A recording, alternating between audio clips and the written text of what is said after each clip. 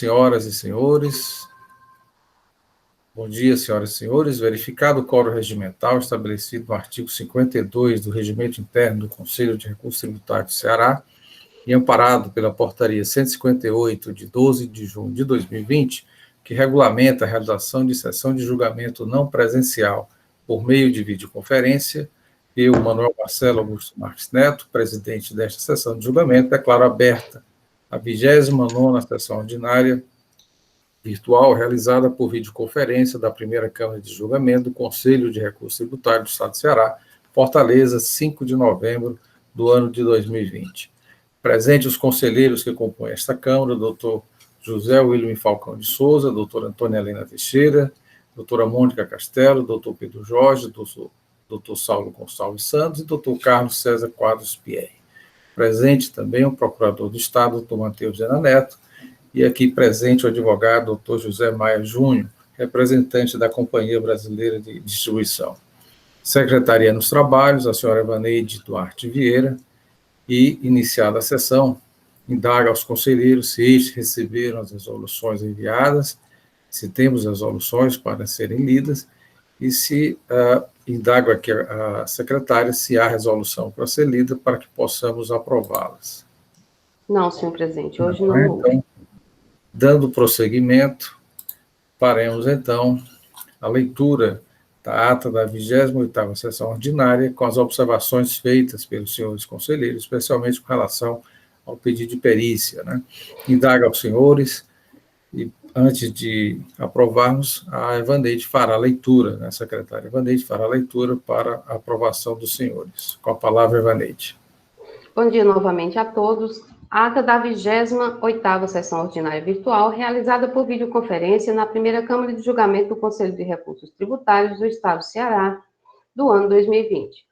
Aos 4 dias do mês de novembro do ano 2020, às 8h30, verificado o quórum regimental, estabelecido no artigo 52 do Regulamento CRT-CE, amparado pela Portaria 158, 12 de junho de 2020, que regulamenta a realização de sessão de julgamento não presencial por meio de videoconferência, foi aberta a 28ª sessão ordinária da primeira Câmara de Julgamento do Conselho de Recursos Tributários do Estado do Ceará, sob a presidência do Dr. Manuel Marcelo Augusto Marques Neto. Presentes à sessão, os senhores conselheiros Antônia Helena Teixeira Gomes, Mônica Maria Castelo, José William Falcão de Souza, Carlos César Quadros Pierre, Pedro Jorge Medeiros e Saulo Gonçalves Santos.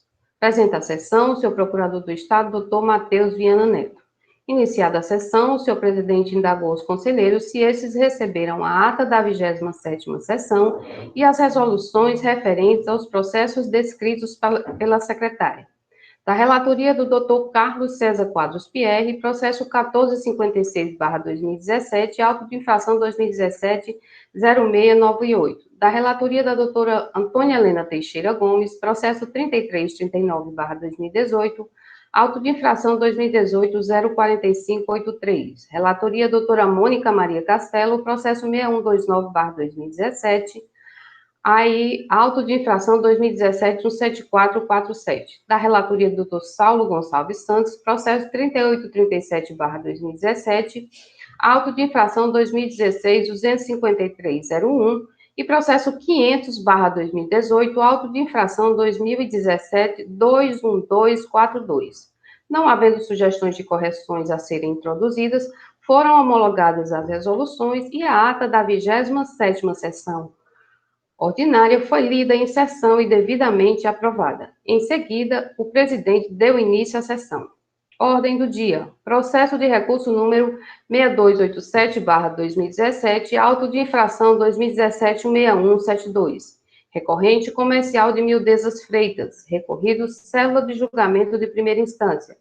Conselheira relatora Mônica Maria Castelo. Decisão: a primeira Câmara de Julgamento do Conselho de Recursos Tributários, após conhecer do recurso ordinário interposto, resolve por maioria de votos converter o curso do processo em realização de perícia, para verificar os seguintes quesitos. 1. Se o ICMS declarado nas notas fiscais 4033 e 4132, apesar de canceladas, foi levado a débito na apuração do imposto da sua escrituração fiscal digital. Item 2. Se há comprovação que as notas fiscais 4034 e 4147, alvo do auto de infração em apreço, estão vinculadas às notas fiscais 4033 e 4132, canceladas pelo contribuinte.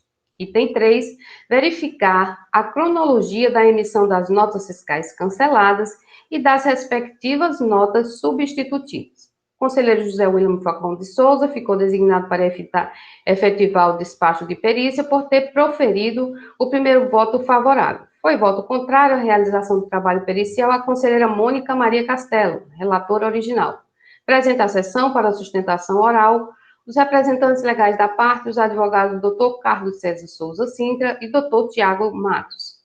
Processo de recurso número 3340/2018, auto de infração 2018-04582, recorrente CPN Chapas Perfuradas do Nordeste, recorrido célula de julgamento de primeira instância. Conselheira relatora Mônica Maria Castelo. A primeira Câmara de Julgamento do Conselho de Recursos Tributários, após conhecer do recurso ordinário interposto, resolve por maioria de votos reformar a decisão de procedência proferida em julgamento singular, para julgar parcial procedente, nos termos do voto do relator designado, que formulou seu entendimento pela aplicação do artigo 123, inciso 8, a linha L, da Lei 12.670/96. As conselheiras Mônica Maria Castelo, relatora original, e Antônia Helena Teixeira Gomes foram votos contrários, manifestando pela aplicação do artigo 123, inciso 3, a linha G, da Lei 12.670/96. O conselheiro Pedro Jorge Medeiros ficou designado para elaborar a resolução por ter proferido o primeiro voto divergente e vencedor. Processo de recurso número 6549/2017, auto de infração 2017-18517, Companhia Brasileira de Distribuição, recorrido célula de julgamento de primeira instância. Conselheiro relator, Saulo Gonçalves Santos. A decisão é comum também para o processo de número 6548/2017, auto de infração 2017-18515, recorrente Companhia Brasileira de Distribuição, recorrido célula de julgamento de primeira instância. Conselheiro relator, Dr. Saulo Gonçalves Santos. A decisão comum. O conselheiro relator, após averiguar a data da postagem do AR, aviso de recebimento dos Correios, difere da data informada no sistema CAF. Votou pela realização de diligência para as seguintes providências. 1. Solicitada à autoridade fiscal autuante o AR original, relativo à intimação do contribuinte acerca do auto de infração em livre. 2. Solicitar também que apresente o documento que deu guarida à informação no CAF, que a informação por AR ocorreu no dia 23 de outubro de 2017. Era somente isso, senhor presidente. Senhores, eu indago se alguma alteração a ser feita com relação à ata que foi lida. Sim, senhor presidente. Doutora Mônica. Com relação ao item 3, ao invés de colocar nas notas fiscais substituídas, se não seria interessante dizer das notas fiscais objetos da autuação. O item 3, doutora Lineide, Evaneide, entendeu? Ao invés de substituir pelas notas fiscais objeto da autuação. Mais alguma alteração, senhores e senhoras? Então, ata aprovada. Passaremos, então, para a ordem do dia. E aqui nós temos 4 processos da Companhia Brasileira de Distribuição. Processo de número 3690/2017, auto de infração 2017-02326. Pediria ao doutor William. Senhor presidente, desculpa aí, é porque eu não estava aqui, o som chegou agora. Eu li a ata, mas só agora que eu detectei o terceiro processo, que é o terceiro e o quarto processo. O terceiro processo está como recorrente a companhia aqui na ata. E eu ouvi a Evaneide também ligar a companhia, mas esse processo foi julgado extinto e o recurso foi da cela de julgamento. Certo? Doutor William. O quarto está correto, certo? Ok, então vamos... Estou com um probleminha aqui no som, se eu demorar, é porque eu... Certo, pronto. Vamos apreciar, né, e até indagar ao advogado da parte, se poderemos apreciar em conjunto ou se algum processo tem alguma particularidade, né? Então, os dois primeiros processos, o 3690 e o 3691, da relatoria da doutora Antônia Helena Teixeira Gomes, antes de iniciarmos a sessão, ela já mencionava que o fato, né, o auto de infração, a matéria a mesma, a falta de recolhimento, o exercício 2012, 13, 14 e 15, o que diferencia é que são empresas do mesmo grupo, mas são empresas distintas, são filiais, são duas filiais distintas. E eu pergunto ao doutor Pedro Jorge, que é o relator dos dois últimos processos, o 3692 e o 3694, se a matéria também é falta de recolhimento, e os exercícios 2012, 13, 14 e 15, e também, no caso, são filiais, são 4 processos, 4 filiais da Companhia Brasileira de Distribuição, são CNPJ, CGF distintos. Doutor Pedro, com relação aos seus processos, o que é que o senhor... Exatamente, presidente, segue o mesmo rumo aí do da doutora Helena. Doutora Helena anteriormente já comentou, né, que é a mesma matéria, mesmo...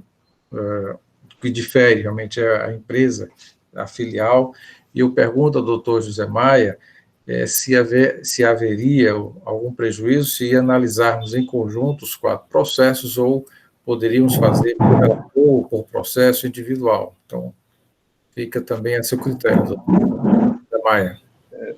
Bom dia, doutor Marcelo, bom dia a todos.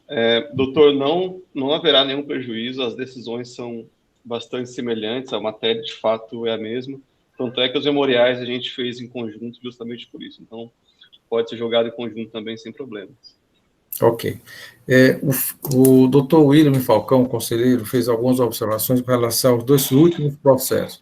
Então, eu gostaria de pedir ao doutor William que, no momento oportuno, fizesse o destaque desses pontos que o senhor observou, ok? Então, a relatoria vai ser da doutora Antônia Helena, dos 2 primeiros processos, o doutor Pedro Jorge acompanhará os 2 últimos processos, e no momento da discussão, no momento da análise, da participação dos senhores, faremos cada um fará suas observações e considerações para melhor decisão desta Câmara. Então, passo a palavra à doutora Helena Gomes, para início do relato do processo já anunciado, processo 3690, auto de infração 2017-02326, assim como os demais processos, 3691, 92 e 94, que tratam da mesma matéria, diferenciando apenas as empresas, né, que são autuadas, porque são filiais. Com a palavra, a doutora Helena, para o início do relato.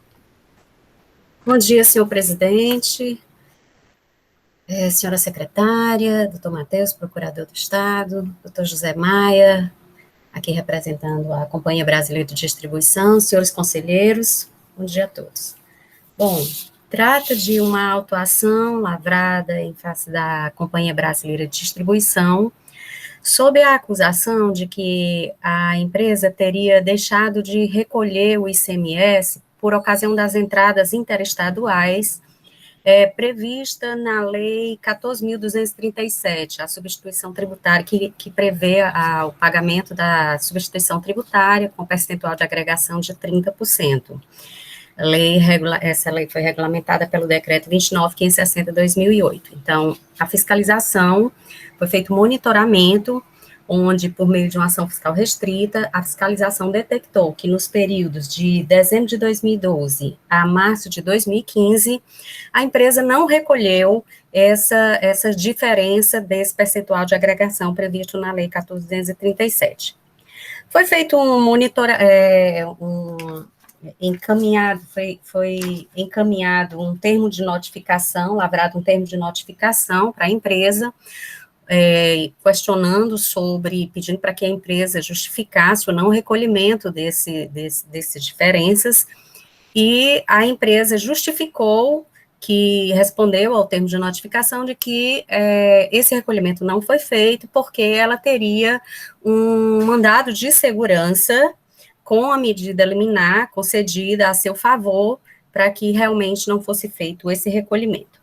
Eu vou só fazer uma rápida leitura sobre alguns detalhes da peça da autuação aqui, citados pelo fiscal, apenas para melhor esclarecer os fatos.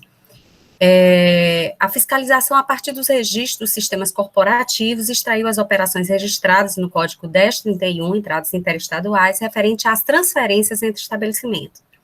Identificou os valores de ICMS mais o FECOP pagos pelo contribuinte e calculou o imposto com percentual de agregação e sem agregação.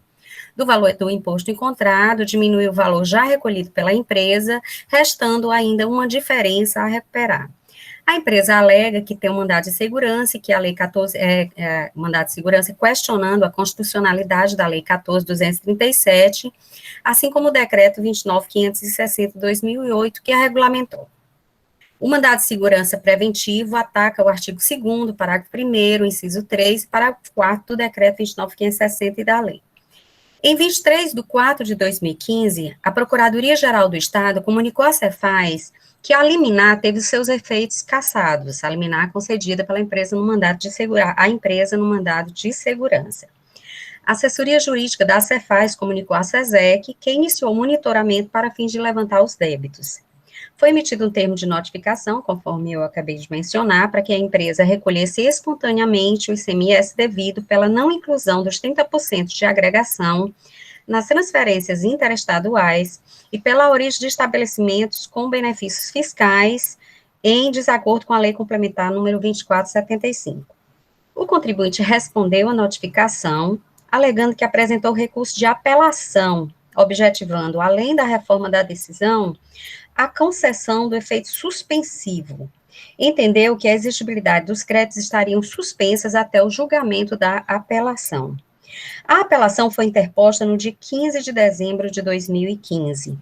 Saiu uma decisão interlocutória no dia 20 de 6 de 2016.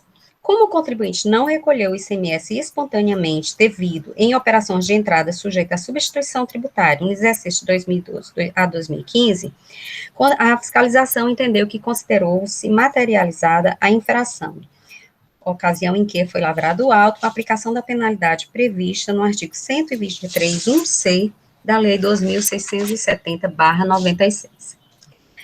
A empresa é resignada com a autuação, entra com impugnação, onde ela alega que, por ocasião do trabalho de fiscalização, não recebeu notificação para esclarecimento ou apresentação de documentação.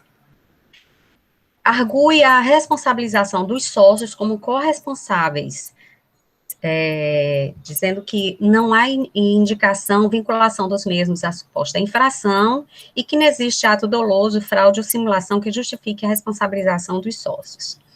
Argue também a nulidade do auto de infração por conta da pendência da decisão definitiva na ação judicial. O recurso de apelação foi recebido com efeito suspensivo. Argue também request o cancelamento do auto de infração pelos mesmos fundamentos esboçados na ação judicial, ilegalidade, inconstitucionalidade da cobrança, visto que por tratar-se de questão subjúdice, houve renúncia à discussão na esfera administrativa. Na época, ainda estava em vigor a Lei 15.614. Estava em vigor o artigo 48, que foi revogado posteriormente. Em 3 de junho de 2009, a empresa pontua que impetrou um mandato de segurança preventivo com o objetivo de resguardar seu direito líquido e certo à apuração do ICMS substituição tributária, sem a incidência do adicional e do acréscimo exigido pela Lei 14.237, que em 16 de 9 de 2009, a liminar foi deferida em seu favor, determinando que a autoridade impetrada se abstenha de cobrar os 30% e o adicional de 5% até decisão de mérito. Que em 17 de abril, foi proferida a sentença denegando a segurança pleiteada, revogando a liminar concedida. Entretanto, a empresa entrou com recurso de apelação, buscando a reforma da decisão e a concessão de efeito suspensivo. Em 15 de dezembro de 2015, o juiz da primeira instância admitiu o recurso de apelação e o recebeu em ambos os efeitos, devolutivo e suspensivo. Estando, pois, suspenso o cumprimento da decisão recorrida até o julgamento do recurso de apelação, não há que se falar em exigibilidade dos créditos tributários, pois os mesmos estariam suspensos os efeitos decorrentes da sentença da primeira instância. Que o recurso de apelação ainda aguarda julgamento. Que o lançamento, argui a empresa também, que o lançamento está eivado de vícios e enseja sua nulidade, porque a medida liminar em mandado de segurança, com o efeito suspensivo, tem o condão de impedir a lavratura do auto de infração. O auto de infração pode ser lavrado para prevenir a decadência, mas sem o lançamento de multa e de juros. Também alega preterição do direito de defesa, nulidade, porque não foi oportunizado a ampla defesa e esclarecimento dos fatos de forma efetiva, tendo em vista que a fiscalização não investigou a possibilidade da exigência dos valores lançados por conta em razão do mandado de segurança. Também argui aqui a impossibilidade da cobrança da multa do juro de mora, pelas mesmas razões da arguição da nulidade de mérito, porque a pendência do julgamento, em razão da pendência do julgamento definitivo do recurso de apelação, pois a impugnante, no seu entender, estava amparada por decisão judicial, que a apelação, ela repete aqui, que foi recebida em duplo efeito suspensivo e devolutivo. Pede, por fim, a improcedência ou a nulidade do lançamento e o cancelamento da multa e os encargos moratórios e, em último caso, que seja aqui que seja julgada, que seja suspensa a cobrança da multa e dos encargos, enquanto vigorar a medida judicial suspensiva, não havendo vencimento do crédito tributário e, por consequente, incabíveis os dias de mora. Todos esses foram os argumentos da impugnação. O processo segue para o julgamento singular, onde o julgador singular, decide. Com relação à responsabilidade dos sócios, ele afasta o argumento da parte, considerando que o artigo 134 mantém no polo passivo da relação em favor da fazenda pública tanto o contribuinte quanto o responsável. O primeiro em caráter preferencial e o segundo de forma subsidiária, bastando para isso o descumprimento do dever de pagar o tributo. Com relação à arguição da suspensão da exigibilidade do lançamento, a nulidade arguída em razão da autuação ter se dado antes da decisão do recurso de apelação, o qual foi recebido com efeitos suspensivos e devolutivos, o julgador de primeira instância apontou aqui que o recurso de apelação foi recebido somente no efeito devolutivo, conforme consta da decisão interlocutória, constante às folhas 83. Pontua também que houve sentença de mérito procedente à cobrança do ICMS. No mérito, o julgador singular considera que foi caracterizada a materialidade da infração de falta de recolhimento do ICMS em virtude da cassação dos efeitos do mandado de segurança, que o decreto 24569 dispõe no artigo 74 acerca da infração cometida, que antes da lavratura do auto de infração, o juiz ACO prolatou sentença de mérito, cassando os efeitos da liminar em mandado de segurança. O direito do lançamento está garantido pelo fisco e profere a sua decisão aqui pela procedência da autuação por falta de recolhimento do ICMS com a cobrança da multa prevista no artigo 123.1c. A empresa entra com um recurso ordinário, onde ela repisa aqui todos os mesmos argumentos constantes na inicial, mas acrescenta apenas aqui um pedido com relação à cobrança da multa, considerando a súmula número 6 do CONAT, pede o reenquadramento da penalidade para o artigo 123.1d da Lei 2.670, considerando que o não pagamento do ICMS apurado na sistemática, antecipada e substituição tributária pelas entradas está sujeito à aplicação da penalidade prevista no artigo 123 de atraso de recolhimento, com redução de 50%, porque as operações, elas estavam todas, registradas nos arquivos da Cefaz. Bom, o processo segue para a assessoria processual tributária, onde o assessor tributário, doutor Francisco José, considerou que o lançamento tem amparo na Lei 14.237, que definiu os estabelecimentos enquadrados no CNAE 47.11.302 como responsáveis na condição de substituto tributário pela retenção e recolhimento do ICMS devido nas operações subsequentes até o consumidor final, quando da entrada ou saída de mercadorias ou prestações de serviço, regulamentada pelo Decreto 29.560/2008.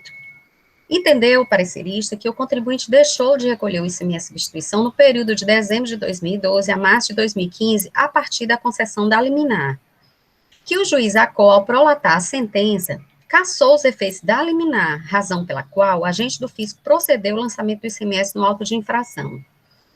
Com relação à corresponsabilidade dos sócios, o parecerista afasta também a responsabilidade do sócio, aqui com esteio no artigo 122 da Lei 2.670/96. Com relação à nulidade, a nulidade arguída ressalta que a suspensão da exigibilidade do lançamento, pois o recurso de apelação interposto foi recebido nos efeitos suspensivo e devolutivo, e ainda se encontra pendente de julgamento, ele entende que esse argumento da parte não prospera, porque o desembargador, ao proferir a decisão interlocutória, entendeu que pelo recebimento da apelação no efeito suspensivo, não revigora uma liminar que já deixou de produzir seus efeitos por força do artigo 7º, parágrafo 3º da Lei 2.016/2009, portanto, indeferiu o pedido de cumprimento de uma decisão que caducou. No despacho, a decisão foi ratificada. Entendeu o parecerista que é induvidoso o direito do fisco de constituir o crédito tributário na presente hipótese, posto que a liminar concedida foi cassada por ocasião da denegação da segurança, que, de acordo com o artigo 7º, os efeitos da liminar, salvo se revogada ou cassada, persistirão até a prolação da sentença, que não houve cobrança, com relação à não cobrança da multa e juros, entendeu o parecerista que realmente deve ser aplicado o artigo 123.1d, conforme o pedido da parte, com esteio na súmula 6, com redução realmente de 50%, considerando que as operações estão registradas nos arquivos da Cefaz. É o que importa relatar, senhor presidente. Se o doutor Pedro tiver mais alguma coisa a acrescentar aí. Obrigado, doutora Helena. E aí eu pergunto, doutora Helena, o segundo processo, 3691/2017, tem o mesmo teor, né, de falta de recolhimento, o que diferencia exatamente a empresa autuada, no caso, o contribuinte, é um outro estabelecimento. Exatamente, senhor presidente. A única diferença entre esses dois processos são exatamente os estabelecimentos e os valores, né, da autuação. Até o período é o mesmo. Fiscal também é o mesmo, tudo é a mesma coisa. Doutor Pedro Jorge. Os meus também, presidente, são idênticos, evidentemente mudam os valores, né, e mudam também as empresas, as filiais, né, o CNPJ, mas os valores aliás, os valores não, os processos são idênticos, e como o doutor José Maia falou, inclusive os memoriais servem para todos os processos, né? Tem 4 hoje e 3 amanhã, acho que só tem um diferente amanhã, não é isso? Mas os outros são idênticos, mudando só o CNPJ e o valor do auto, né? Ok. Obrigado, doutor Pedro. Doutora Helena, quer fazer alguma consideração? Microfone. Só para concluir aqui as explicações aqui do relato dos processos, eu queria fazer só um apanhado rapidinho aqui, em questão de segundos, sobre a tramitação do processo judicial do mandado de segurança, para que a gente realmente possa entender em que situação ele se encontra hoje. Se tiver tido alguma alteração posterior à última visualização, o doutor José Maia pode aí esclarecer no momento oportuno, né? A empresa realmente entrou com o mandado de segurança preventivo para não pagar os 30% e os 5% decorrendo dos benefícios fiscais. No dia 16/6/2009, foi deferida uma liminar concedendo o pedido da parte até a decisão posterior do juízo. A PGE prestou informações e entrou com agravo de instrumento em agosto de 2009. Foi prolatada a sentença no dia 16 de março de 2015, denegando a segurança. Foi intentado embargo pela empresa no dia 24 de abril de 2015. A PGE apresentou contrarrazões em maio de 2015. Foi negado o provimento aos embargos apresentados pela empresa em outubro de 2015. A empresa entrou com apelação no dia 6 de 11 de 2015. Realmente, foi recebido a apelação dos recursos no efeito suspensivo e devolutivo no dia 30 de 11 de 2015. A PGE apresentou contrarrazões no dia 17 de 12 de 2015 e no dia 28 de 11 de 2016 foi lavrado o auto de infração. Só mesmo um rápido apanhado da tramitação processual até os dias de hoje, até o que eu consegui visualizar no sistema ESAG do Tribunal de Justiça. É o que importa relatar. Obrigado, doutora Helena. Então, na forma regimental, passa a palavra ao doutor Matheus Zena Neto, representante da Procuradoria-Geral do Estado do Ceará.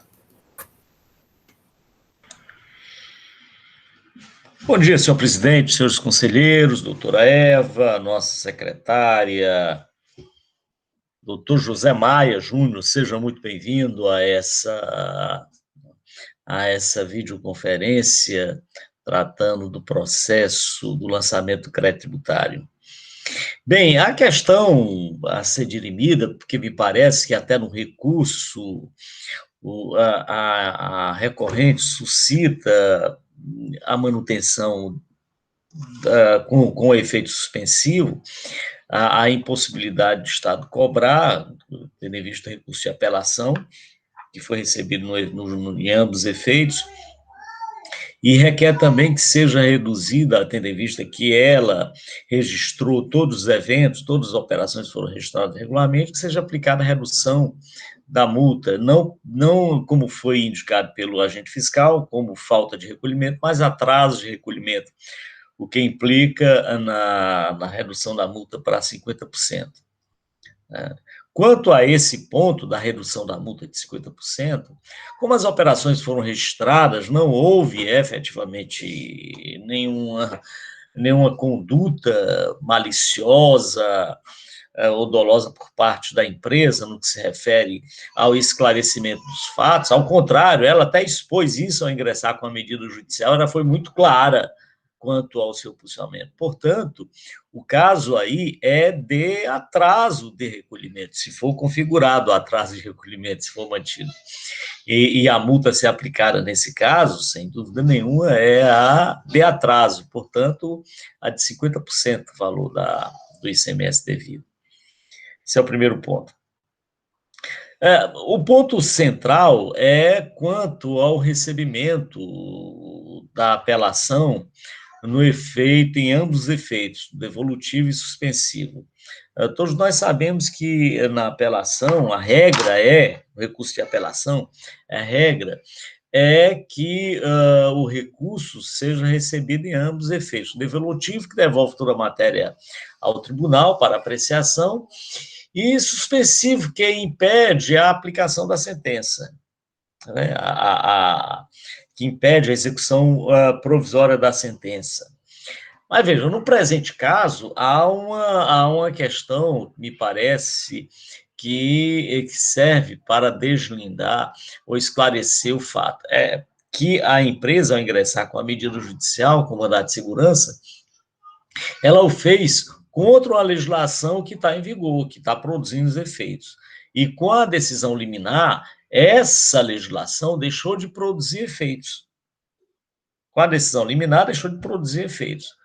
E para que essa legislação permanecesse sem produzir efeitos, era necessário, se faz necessário, que o juiz, ao proferir a sua sentença, mantenha, por uma questão de risco, de perigo que a parte pode ter, mantenha expressamente a decisão liminar, os efeitos da tutela que ele havia concedido.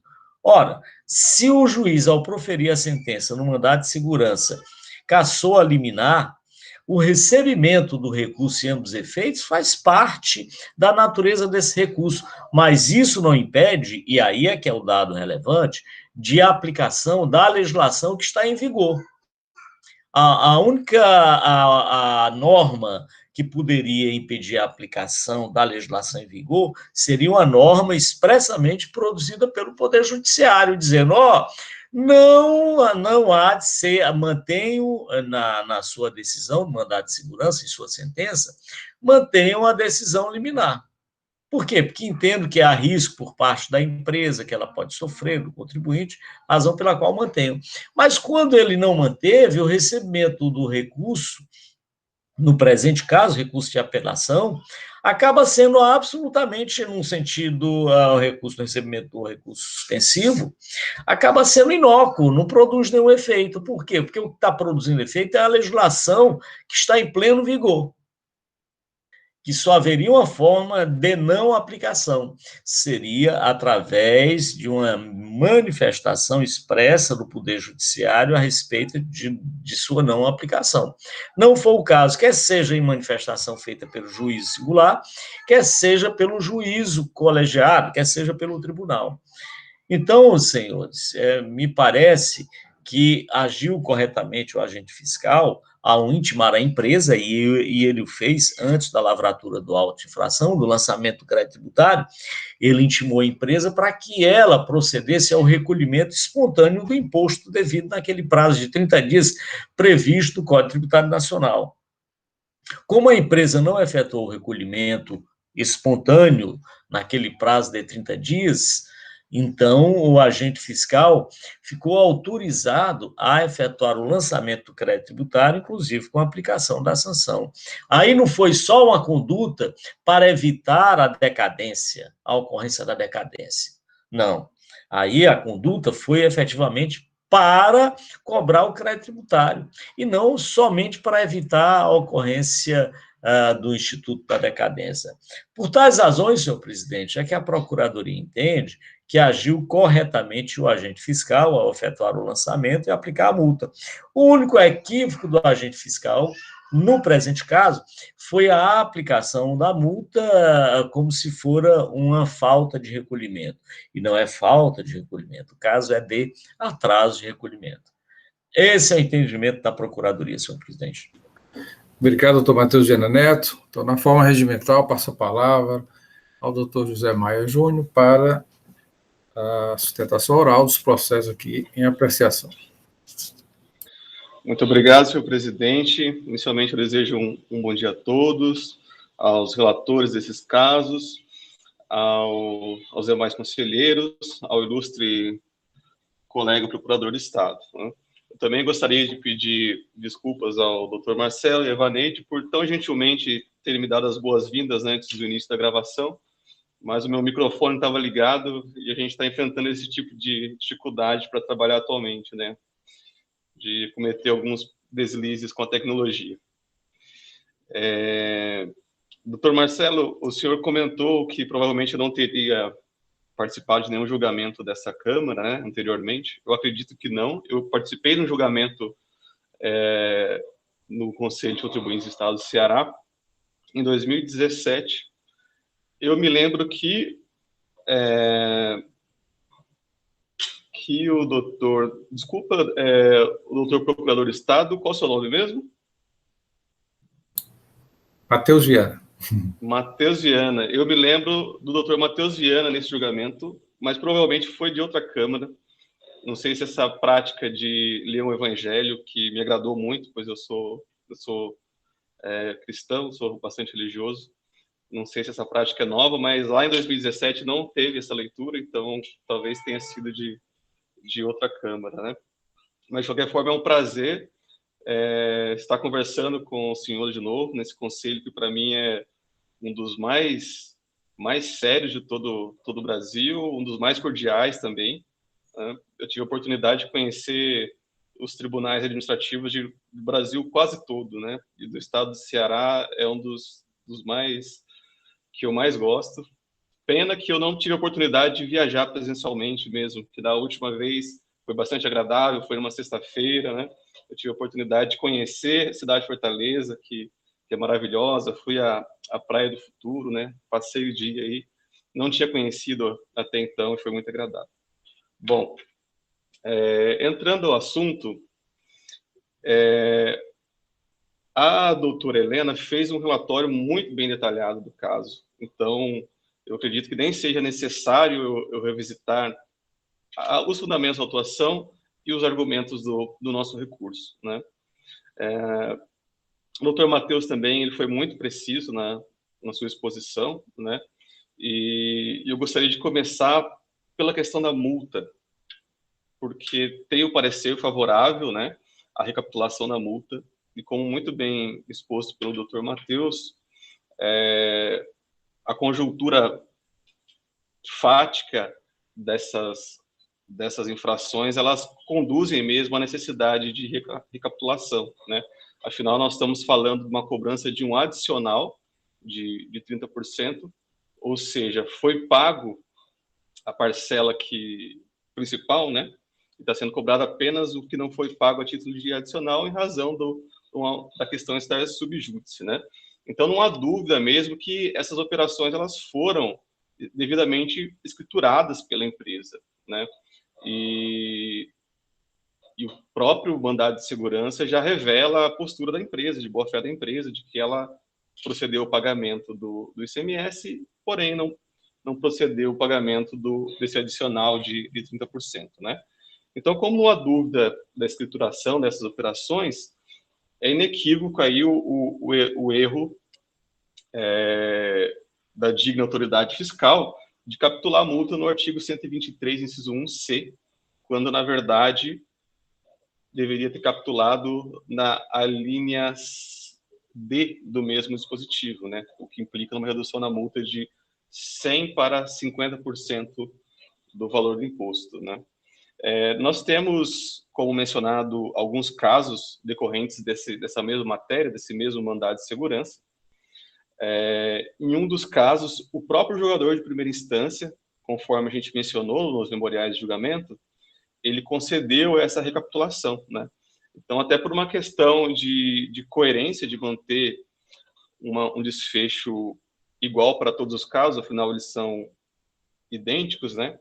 Nós ressaltamos aí a necessidade de que, ao menos, caso se decida pela manutenção integral do lançamento, que subsidiariamente seja concedida a recapitulação da multa, com essa redução de 100% para 50% do valor do imposto, né? Bom, quanto ao mérito propriamente dito, nós temos essa discussão em relação à suspensão da exigibilidade do crédito tributário. No nosso entendimento, embora o mandado de segurança tenha sido julgado improcedente com a revogação da liminar, a empresa ela interpôs o recurso de apelação que, conforme está em controvérsia no processo, foi recebido em ambos os efeitos, né? Não obstante, a autoridade fiscal ela lavrou auto-infração, cobrando o principal e também multijuros, entendendo que não teria mais essa suspensão da exigibilidade, né? Essa questão ela é bastante teórica, uma categoria técnica do direito processual, que está se entrelaçando aí com a categoria técnica do direito tributário, né? Então, um entrelaçamento entre o direito processual e o material, né? Qual o efeito da apelação ter sido recebida com efeito suspensivo e como isso se comunica com a suspensão da exigibilidade do crédito tributário, de acordo com o CTN, que ocorre por meio de uma decisão judicial, né? Eu achei interessante que o ilustre procurador do Estado ele reconheceu que, nesse caso, se o recebimento da apelação no efeito suspensivo não restabelece a liminar, não teria nenhum efeito prático, né? E, de fato, o entendimento do fisco é exatamente esse, porque se a gente entende que que o efeito suspensivo não restabelece a liminar, ele não teria nenhum efeito, né? E claro, com devido respeito, isso não é verdade. Algum efeito tem que ter esse efeito suspensivo, né? Algum efeito prático deve decorrer dele. Então, nós temos que, com a impetração do mandado de segurança, a legislação estava em vigor, né? Então, nós temos um comando que é aplica-se a legislação. A partir do momento que foi impetrado o mandado de segurança e a liminar foi deferida, nós temos aí uma norma de judicial que vai emitir outro comando, não se aplica a lei, né? E esse comando não se aplica à lei vigeu até a prolação da sentença, que no juízo exauriente, o juiz falou, aplica-se essa legislação. Então, no curso do processo, nós temos essas mudanças de comando, né? Com a interposição da apelação e o recebimento dela no efeito suspensivo, esse efeito suspensivo ele tem um efeito direto na sentença, né? Não tem uma ligação direta na suspensão da exigibilidade do crédito tributável, né? Mas qual que é esse efeito na sentença? A sentença disse, agora se aplica a lei. O efeito suspensivo, ele vai caçar essa nova norma judicial que fala se aplica a lei. Então, o resultado disso só pode ser que a lei não se aplica mais. Então, embora tenha essa discussão, e eu falo com muito respeito o meu entendimento, porque de fato é entroncado, né? Mas nós defendemos aqui que, uma vez recebida a apelação no efeito suspensivo, nós temos um restabelecimento da liminar e da suspensão da exigibilidade do crédito tributário, porque é o único efeito que se pode inferir do recebimento da apelação no efeito suspensivo, né? Então, peço desculpas pela demora de expor esse tema, ele é um pouco entroncado mesmo, né? Mas nós entendemos que o lançamento não poderia ter sido feito com juros e multa em razão do débito se encontrar em discussão até o momento, né? E de fato, esse problema ele é tanto de nulidade do lançamento quanto conduz ao cancelamento do auto de infração, conforme foi exposto, né? Então, nós pedimos preliminarmente a nulidade do auto de infração, em caso assim não se entenda, no mérito que seja pelo menos retirada do lançamento os juros e a multa em razão da conjuntura processual do mandado de segurança em que a matéria é discutida, né? Temos também, preliminarmente, a questão da responsabilização das pessoas físicas, né, que foram mencionadas em cada auto de infração. Essa questão nos parece bastante equivocada, com devido respeito, pois não teve a fundamentação dessa responsabilidade tributária, né? Nós temos que o artigo 135 do CTN, ele traz ali as situações em que pode haver a responsabilidade de terceiros, né? E o auto de infração simplesmente ele não traz nenhum elemento fático e jurídico que possa autorizar essa responsabilidade. Bom, caminhando para o fim, eu só gostaria de ressaltar que, pelo menos a gente espera no julgamento de hoje a recapitulação da multa em razão do parecer favorável, do entendimento favorável do colega procurador de Estado e por estar muito, muito claro que o tipo aplicado pela autoridade administrativa foi equivocado. Eu agradeço a oportunidade de ter manifestado a atenção de todos. Muito obrigado. Agradecemos, doutor José Maia, pela participação e, no momento de alguma discussão, alguma dúvida, algum esclarecimento, também o senhor poderá se facultar da palavra. A doutora Helena pediu a palavra. Senhor presidente, apenas a título de esclarecimento para os conselheiros, eu queria só fazer uma rápida leitura da decisão interlocutória proferida aqui pelo desembargador Washington Luiz Bezerra, nos autos da apelação intentada pela empresa, onde ele claramente ele diz de uma forma muito sucinta, mas bastante objetiva, o porquê da decisão dele aqui. Ele diz assim: o apelo, cuida-se de apelação interposta pela Companhia Brasileira em face da sentença do juiz que denegou a segurança pleiteada revogando a decisão liminar concedida. O apelo foi recebido no duplo efeito, sem que haja notícia de agravo, blá, blá. No entanto, constata-se que a legislação específica do mandado de segurança dispõe de modo diferente.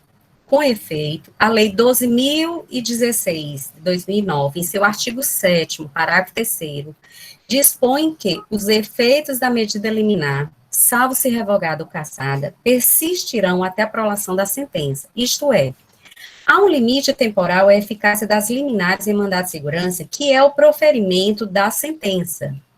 Bem, por isso, recursos interpostos dessas liminares perdem o objeto com o advento da tutela de mérito, que foi o que aconteceu no caso, consoante jurisprudência dominante do STJ. Assim, o recebimento de apelação no efeito suspensivo não revigora, isso aqui é o próprio desembargador que está dizendo, não revigora uma liminar que já deixou de produzir seus efeitos por força do artigo 7º, parágrafo 3º da Lei 2016.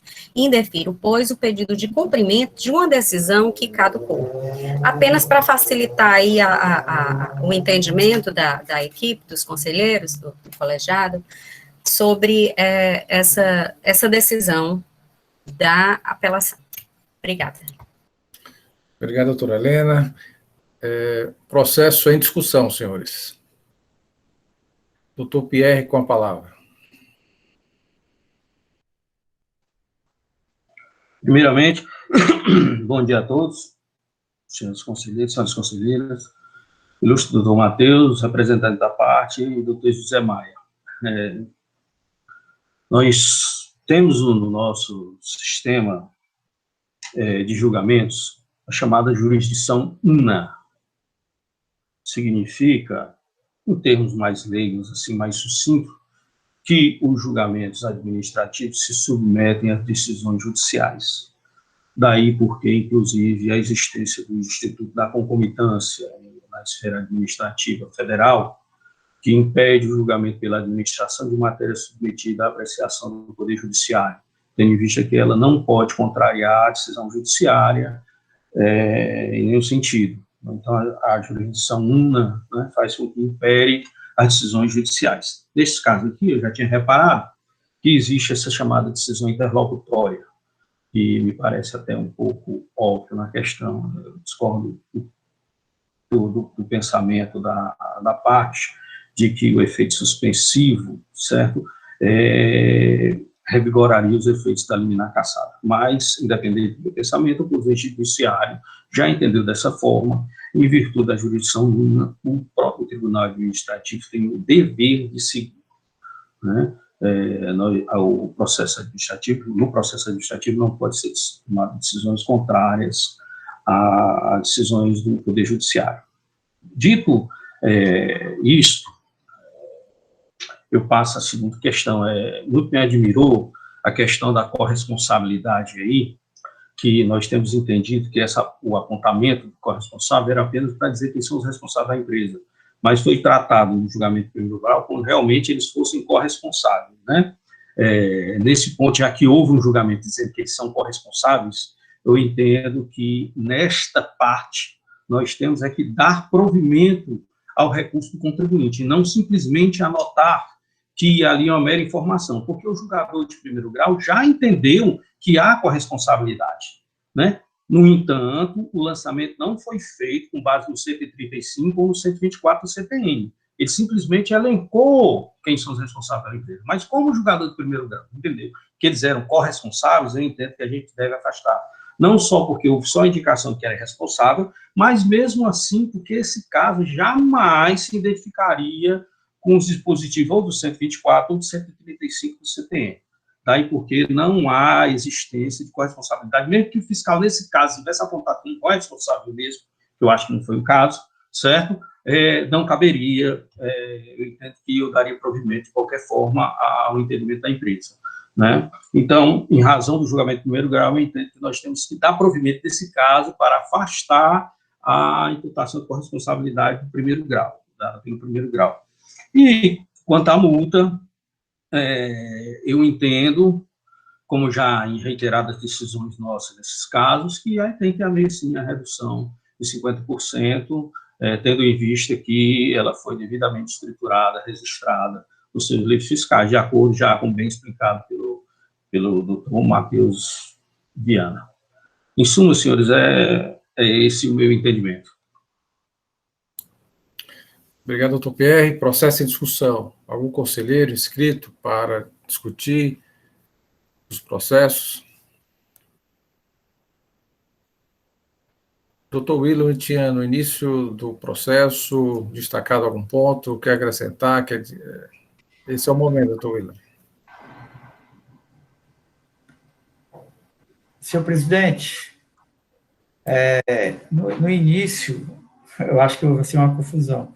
Eu ainda interrompi, desculpa aí por ter interrompido, por ter passado só um WhatsApp para a Evanei, foi na questão da ata, na troca do recorrente e recorrido. Da ata, eu leio a ata, falo para ela minha sugestão, e dessa vez eu não percebi. Só quando ela fez a leitura foi que me chamou a atenção e eu verifiquei aqui, era isso. Mas quanto a processo aí, a conselheira Antônia Helena mostrou toda a tramitação no âmbito do Poder Judiciário, né, do processo. Mesmo que, assim, eu entendo, assim, mesmo que o contribuinte tivesse a liminar no mandado de segurança ainda em tramitação, ou na época que o auto de infração foi feito em 10 de fevereiro de 2017, nada impediria de fazer o auto de infração. Não é esse o nosso entendimento? Por quê? Porque se esse processo judiciário se estender por muito tempo, vai ocorrer a decadência do crédito. Então, faz-se o lançamento justamente para evitar a decadência. Aqui, por menos 10 meses, haveria decadência, se não tivesse feito. 10 de fevereiro de 2017, no final de fevereiro, no começo de 2018, teria decadência. Mas, quando ele está com essa liminar, o que é que se faz para evitar a decadência? Só lança o principal, sem a multa. Aqui lançou o principal e a multa. Por que lançou a multa? Está informado, está escrito, registrado na informação complementar, porque o procurador do Estado informou para a assessoria jurídica da Fazenda que a liminar tinha sido cassada. Então, ele lançou o ICMS e a multa. Então, eu não vejo assim, nenhuma irregularidade. Quanto à questão da aplicação da multa, colocado lá no parecer, eu também entendo dessa forma, porque todas as operações do contribuinte estão registradas, foram em cima dessas operações registradas, que foram, tem 2 CDs, CD1 e 2 nos autos, que tem todas as notas fiscais e os valores, que aqui é só o 30%, embora lá na informação complementar ele também fale dos 5%, né, conselheira Helena, mas aqui só se está restrito à cobrança do agregado de 30% sobre a base de cálculo, por conta do decreto. Então, os dois, certo, porque eu entendi que só estavam os 30%. Então, eu também concordo que deva ser aplicado o 123, né, 8D, com base na súmula, né, 6, que diz que essas operações, quando devidamente registradas, a multa sai reduzida para 50%, que é o 8D, o 3D, né. E obrigado. É isso, senhor presidente. Obrigado, doutor William. Pela ordem, doutora Helena. Eu não sei se eu entendi bem as colocações do doutor Pierre. Doutor Pierre, você entendeu que o julgador singular afastou a corresponsabilidade, foi? Eu não sei se eu entendi bem a sua colocação. Porque, assim, o julgador singular, ele afasta os argumentos da parte em relação ao fato de que não é corresponsável, entendeu? O julgador singular, ele diz assim, ó, patente está que a boa doutrina pátria, unísson a informar o teor do artigo 134, mantém no polo passivo da relação em favor tanto o contribuinte como o responsável. Então, é assim, ele afasta o argumento da parte, não a corresponsabilidade. Eu não sei se eu entendi bem a sua colocação. Doutor Pierre vai esclarecer. Com a palavra, doutor Pierre. Em primeiro lugar, doutor William, se por acaso ainda vigente qualquer medida de suspensão do crédito tributário, na forma de liminar, certo? Ou de sentença com efeito suspensivo, aí nós não teríamos multa. Tá? E porque a importância é apenas isso, entendeu? Pode lançar, mas não teria multa. Mas não entenda aqui que, nesse caso, pode lançar e pode ter a multa. Bom, quanto ao que eu disse, doutor Helena, o que eu disse foi justamente isso. Nós temos entendido que, quando o fiscal coloca corresponsável, ele está apenas citando quem são os responsáveis pela empresa, e não atribuindo corresponsabilidade ao lançamento.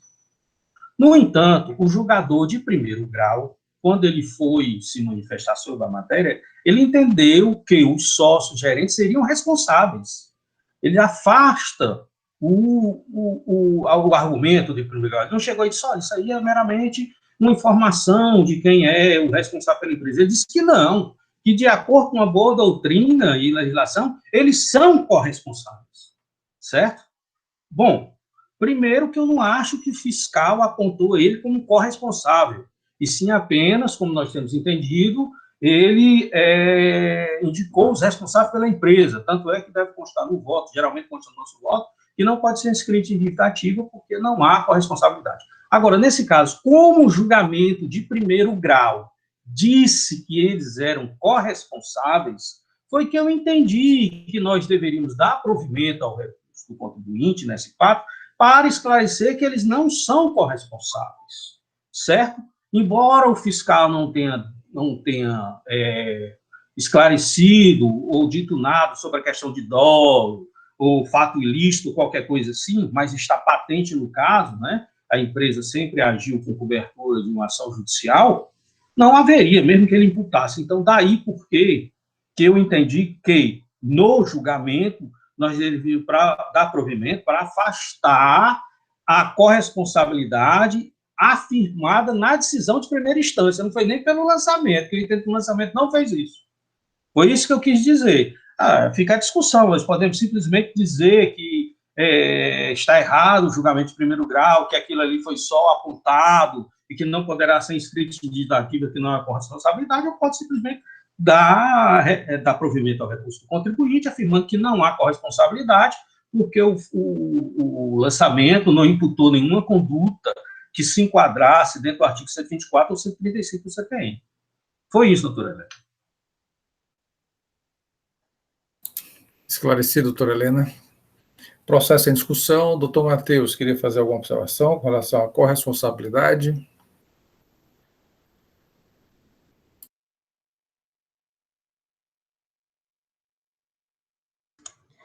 Senhor presidente, doutora Helena sempre atenta, mas nesse caso é porque a decisão singular quanto à imputação de responsabilidade no julgamento, ele acaba fazendo isso mais adiante. Ele começa a explanar o julgado singular no sentido da inexistência de imputação de responsabilidade. Mas, ao concluir a sua análise, a sua fundamentação, ele o faz dessa forma. Deixa eu ler aqui a parte do julgamento singular. Ele disse: para concluir essa exposição na demonstração da responsabilização das pessoas físicas elencadas nas informações complementares, que o dever do responsável no sentido específico do artigo 121 do CTN não decorre, assim, do descumprimento do dever de cumprir a obrigação pelo contribuinte, mas da ocorrência do fato próprio descrito em lei, que pode ser lícito ou ilícito. Patente está que a boa doutrina pátria é uníssona em afirmar que a teor do artigo 134 do CTN mantém no polo passivo da relação em favor da fazenda pública tanto o contribuinte quanto o responsável. O primeiro em caráter preferencial, o segundo subsidiariamente, bastando para isso o descumprimento do dever de pagar o tributo devido pelo contribuinte, ou a negligência na fiscalização do pagamento. E aí ele cita a Leomar Balieiro e junta a questão da responsabilidade do sócio, ou seja, ele conclui no julgamento que os sócios ali indicados nas informações complementares, eles sim têm responsabilidade. Quer dizer, ele faz uma digressão muito grande para chegar a esse ponto, aí que gera uma pequena confusão. Então, tem razão, doutor Pierre, que nesse caso, como houve a manifestação clara, clara lá ao final, por parte do julgador singular, atribuindo essa responsabilidade ao sócio, sem que, por ocasião da fiscalização e no lançamento tivesse sido formulada essa responsabilização.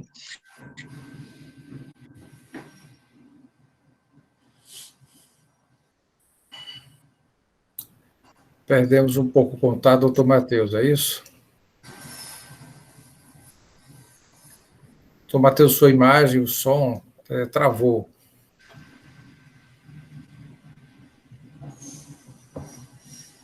Vai já.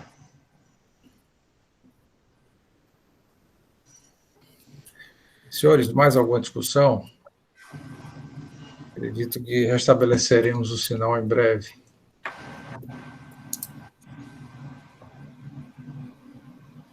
Doutor Marcelo, posso falar rapidinho sobre essa questão? Eu só quero ressaltar, como o doutor Matheus conseguiu concluir ali, que a abordagem é exatamente essa. A gente pede que seja declarada a nulidade do auto de infração somente em relação à responsabilização dos sócios, né? E, de fato, a decisão ela traz um aprofundamento a respeito de que existiria essa responsabilidade, né? Na verdade, até Hans Kelsen é citado na decisão para defender esse ponto do julgador de primeira instância, né? Então, por isso, seria realmente importante que fosse acolhido nosso pedido nessa parte. Muito obrigado. Ok, estou tentando aqui, a Vaneide puder entrar em contato com o doutor Matheus para restabelecer o contato, a participação dele aqui em sessão. Algum outro conselheiro queria participar, discutir, acrescentar algo com relação à questão da responsabilidade dos sócios? Senhor presidente, essa questão dos sócios da empresa, nós já vimos julgadores dizer que tem uma responsabilidade solidária, outros dizer que não tem nenhuma responsabilidade, o sujeito passivo do auto de infração em lite, aqui do auto de infração, ou auto de infração é a pessoa jurídica, né, que está lá, está indicada, os sócios, o julgador singular não tem nem o julgador singular, nem nós, essa competência de analisar se aqueles sócios indicados na informação complementar, naquela informação indica quem são os sócios daquela empresa. Eles têm responsabilidade dentro dos estatutos deles, pelos débitos da empresa, qual tipo de responsabilidade. Isso é feito, por acaso, na hipótese de o processo ser uma ação de execução, que aí vai a empresa e também citado a responsabilidade de cada sócio para efeito da cobrança. Mas nós aqui não temos essa competência de analisar e indicar qual sócio que tem responsabilidade. Mesmo porque o auto que nos é apresentado não traz o sócio como pessoa, como sujeito passivo da ação. O sujeito passivo da ação, de todas as ações que nós analisamos, inclusive esta, neste momento, não é a pessoa do sócio, e sim a pessoa jurídica. E quando sai uma decisão, a intimação é feita para a pessoa jurídica. Pode até ir alguma notificação, alguma coisa para sócio, dizer que houve aquilo. E eu confesso que já vi, mas não está cobrando do sócio. Porque a empresa não conseguiram verificar a empresa, chama por edital, e para a comunicação, validar a comunicação, manda para algum sócio, escolhe qualquer sócio, e manda, ó, teve isso daqui, foi julgado dessa forma, mas não está cobrando do sócio, né? E não pode também, a Fazenda não faz, quando não inscreve na dívida ativa, essa infração em nome desses sócios que estão aí na informação complementar, não faz isso. E sim, se chegar ao ponto de inscrever, vai ser inscrita a pessoa jurídica. Só na ação de execução é que tem a cobrança. É isso que eu entendo. Obrigado, doutor William. Doutor Matheus Viana retorna aqui à nossa sala. E o senhor estava concluindo, né, essa questão da responsabilidade do sócio. Ouvimos o doutor William e também o doutor Maia, doutor José Maia, e o doutor Pierre está inscrito. Posteriormente, passo a palavra ao senhor para concluirmos esse momento e já colher os votos. Doutor Pierre. Doutor William, me permita, por favor, algumas observações.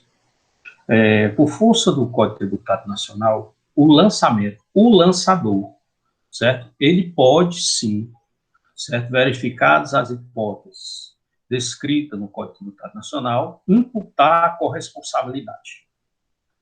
Feito isso pela autoridade lançadora, pelo agente lançador, logicamente que os julgadores irão se debruçar sobre essa questão.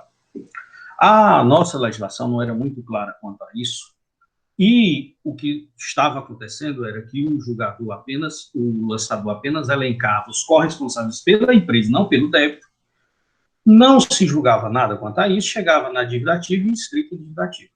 A legislação do Ceará percebeu isso aí e foi modificada, como bem ressaltado no ano passado pelo doutor Matheus, inclusive explicando que requerimentos do contribuinte estavam sendo atendidos para a retirada da dívida ativa, quando se enquadrava nesse caso. Certo? Então, a autoridade lançadora, ela pode sim, principalmente depois dessa modificação da legislação do Estado do Ceará, que ficou mais claro, ela pode imputar a corresponsabilidade já no lançamento. E nós vamos nos debruçar sobre a questão se existe ou não os requisitos autorizadores do Código Tributário Nacional. Certo? No caso aqui, eu entendo que não foi imputada pela autoridade lançadora, certo, a corresponsabilidade. Contudo, o julgador de primeiro grau fez isso. Ele disse que eles eram corresponsáveis pelo débito. Consequentemente, mantida essa parte da decisão de primeiro grau, eles vão ser inscritos, sim, em dívida ativa. Certo? Então, daí porque eu digo que nós temos competência para apreciar isso, principalmente após a modificação da legislação do Estado do Ceará. Nós, daqui a algum tempo, já vamos nos deparar em julgamentos em que a própria fiscalização imputa a corresponsabilidade e indica os elementos que o levam a essa conclusão, certo? Quando ela verificar o dolo, o ato ilícito, né? Ou o interesse de terceiros, certo? E nós vamos nos debruçar sobre a questão. Neste caso aqui, normalmente, o que é que nós faríamos? Olha, isso aí não é imputação de responsabilidade, isso aí é apenas uma indicação de responsável pela empresa. Não será inscrito em dívida ativa. Mas esse caso é diferente, porque o julgador de primeiro grau disse que eles eram corresponsáveis. Se nós deixarmos passar como está, ele vai ser inscrito, sim, em dívida ativa. Então, essa parte do julgamento tem que ser reformada. Não há aqui, mesmo que houvesse a imputação pelo agente lançador, não há aqui os elementos, certo, que são elencados pelo Código Tributário Nacional para a corresponsabilidade, certo? É esse o meu entendimento. Só isso, senhor presidente.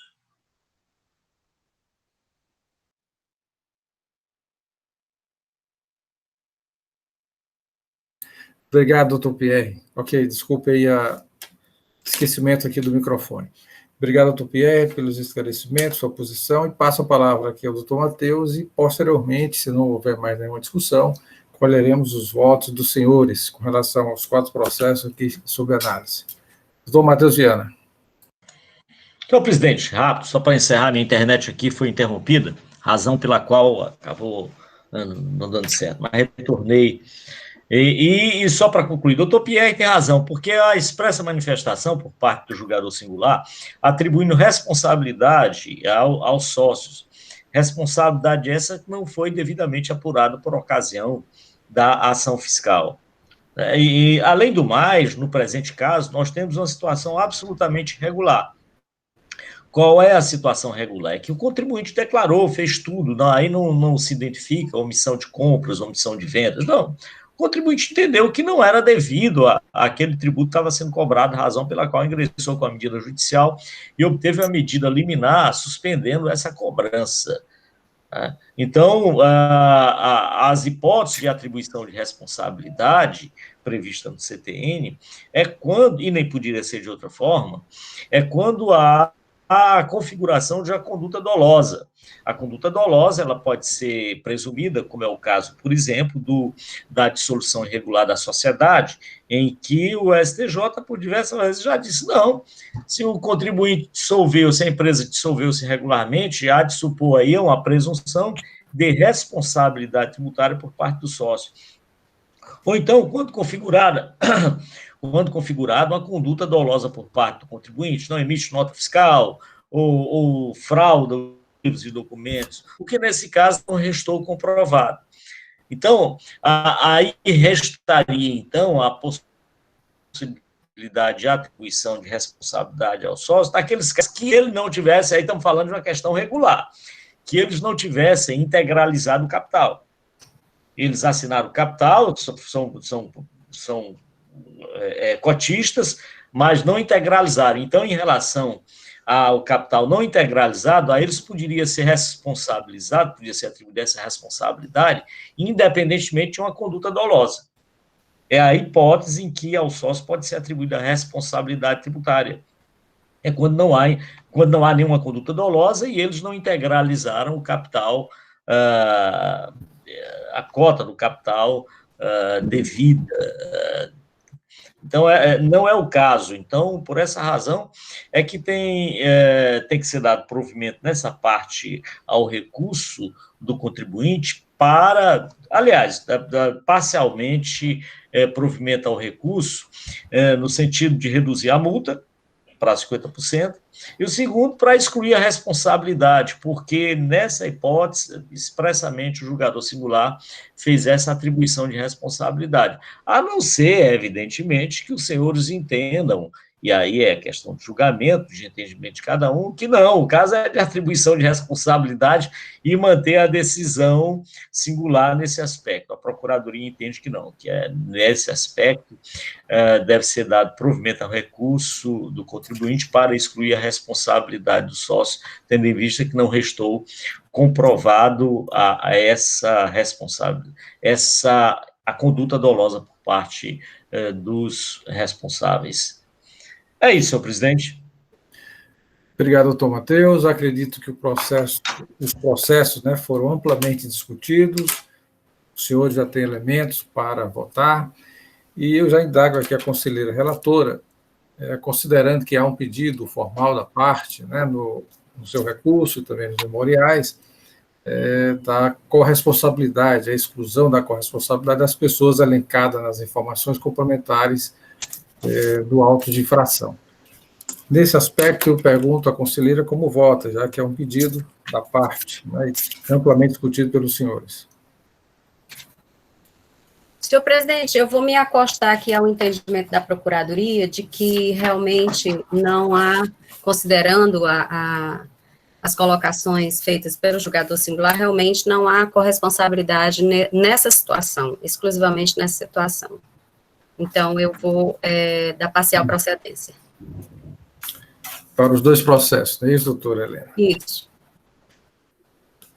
Doutor Pedro, os processos da sua relatoria tratam também da mesma matéria, mesmo assunto, com relação à exclusão dos sócios do polo passivo, como o senhor vota? Da mesma forma aí da doutora Helena, acompanhando o voto do doutor Matheus, e do Pierre, afastando a corresponsabilidade conforme foi sugerida aí pelo doutor José Maia. Ok, vou aqui seguir a ordem de votação doutora Helena, doutor Pedro, né, já se manifestou com relação aos seus processos da sua relatoria, e eu pergunto à doutora Mônica como vota para esse item do recurso ordinário, desse ponto. Como relator, senhor presidente. Doutora Mônica, sim, está registrado. Na sequência, temos o doutor Saulo. Excelência, acompanho o voto da relatora e do parecer do outro representante da Procuradoria-Geral do Estado. Obrigado, doutor Saulo. Doutor Pierre. Acompanho os relatores, senhor presidente, a relatora e o relator. Doutor Willam. Acompanho o voto dos relatores, senhor presidente. Ainda dentro dos pedidos da parte, né, a questão da multa, né, a aplicação do 123.1D, que é um pedido da parte também, né? Como vota a conselheira relatora? Seu som está desligado, doutora Helena. Desculpa. Eu dou provimento ao pedido da parte com relação à multa com esteio no artigo 123.1D, nos termos do parecer. Doutor Pedro Jorge. Presidente, também dou provimento aí o pedido da parte, né, conforme a redução da multa de 100% para 50%, como a assessoria processual tributária em referendado aqui pelo doutor Matheus, confirma isso aí. Doutora Mônica. Com os relatores. Doutor Saulo. Um relator, excelente. Doutor Pierre. Com os relatores, presidente. Doutor Willam Falcão. Acompanho o voto dos relatores, senhor presidente. E eu gostaria, antes do senhor presidente anunciar, se permitir, eu gostaria de fazer um levantamento aqui, uma questão. Pois não, doutor Willam.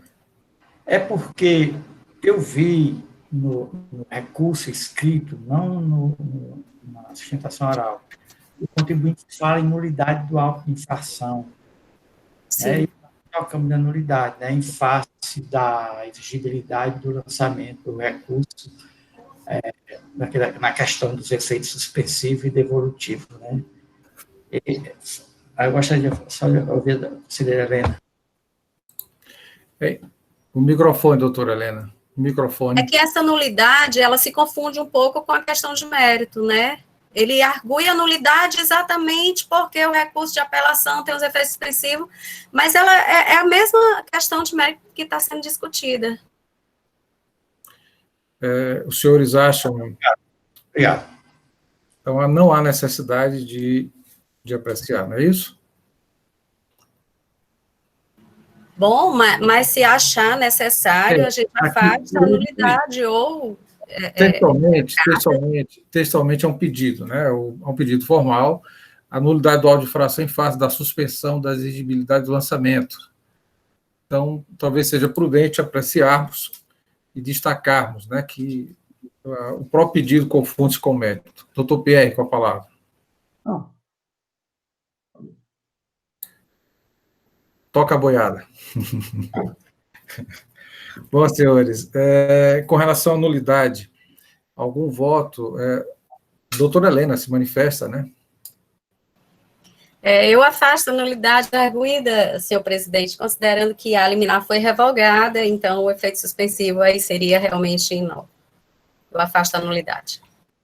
Algum voto em sentido contrário à relatora? Então, esta Câmara também, por decisão unânime, afasta a nulidade suscitada pela parte. Com relação à exclusão dos sócios, também por decisão unânime, de retirar do polo passivo, considerando essa corresponsabilidade, né, em função que não foram indicados nem apurados pelo agente fiscal, não há elementos que comprovem, nos termos do artigo 121, 34 e 135 do CTN. Com relação à multa, a decisão da Câmara também foi no sentido de reduzir a penalidade aplicando 123.1d. Então, esta Câmara decide por unanimidade, né, afastar a nulidade, exclusão dos sócios do polo passivo e reduzir a penalidade para o 103.1d, modificando, portanto, a decisão de primeira instância. Essa é a decisão para os 4 processos, considerando que a matéria é a mesma, que muda são no caso, os autuados, né, são estabelecimentos distintos do Grupo Pão de Açúcar. Esta decisão, agradeço ao doutor José Maia pela participação, e amanhã teremos mais 3 processos também da Companhia Brasileira de Distribuição. Doutor Marcelo, eu que agradeço a todos pela oportunidade, pela seriedade de sempre, que é uma marca do Conselho de Contribuintes do Estado do Ceará. E nos vemos amanhã, então, né? Se Deus quiser. Assuntos gerais, senhores. Algum assunto a ser tratado, discutido nesta sessão? Então, encerramos a nossa sessão, mas antes de encerrar, eu queria convidá-los, né, a participar da sessão de amanhã, dia 6, a sessão do dia 6 de novembro, a 30ª sessão virtual ordinária, onde já mencionei que teremos 3 processos da Companhia Brasileira de Distribuição, processo 3695 e 3699, da relatoria da conselheira Mônica Maria Castelo, e também o processo 3700, da relatoria do Dr. William Falcão de Souza. Além da Companhia Brasileira de Distribuição, temos também a contribuinte DAS, Nordeste Calçados e Artigos, da relatoria do Dr. William Falcão de Souza. Agradeço a participação de todos, e um bom dia, e até amanhã, se Deus quiser. Bom dia a todos.